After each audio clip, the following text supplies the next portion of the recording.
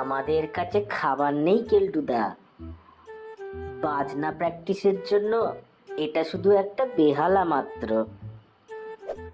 উম, আমার মনে আছে আগে একবার বেহালা বাক্স নিয়ে আমার সঙ্গে চালাকি করেছিল।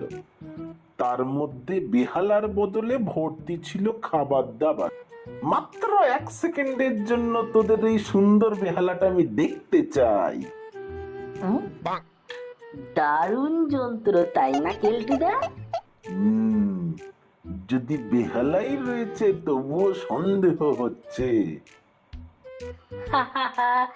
আমরা কেলটুকেই নকল বেহালা দিয়ে বোকা বানিয়েছি।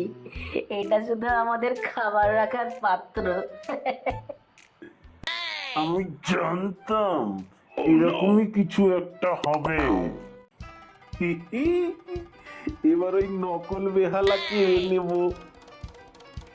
হুম, জলদি এই ফোকরের মধ্যে ঢুকিয়ে দে। কেলটু আসছে, এটা ঢুকিয়ে দে। বেহালাটা কোথায়? হুম, হাতে কলমে কাজ শেখার ঘরে বসে তুমি আমার বেহালাটা পালিশ করে দাও দেখি মিস্ত্রি। কিন্তু সাবধান, এটা অত্যন্ত মূল্যবান যন্ত্র কিন্তু। ঠিক আছে স্যার। আহা, ওটা তাহলে ওরা মিস্ত্রির হাত দিয়ে হাতে কলমে কাজ শেখার ঘরে পাচার করছে।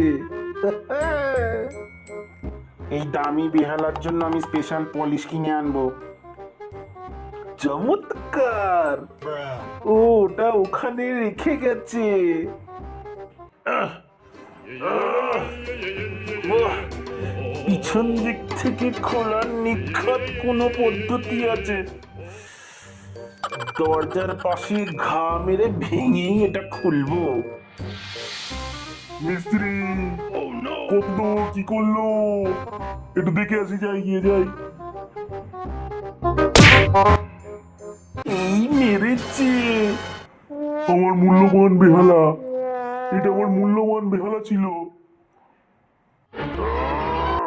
এই দেখ, আর এই দেখ। আমাদের খাবার সাবার করা এই খাসা মকা। আশা করি কেল্টের মনটাও এখন অন্য চিন্তায় ব্যস্ত।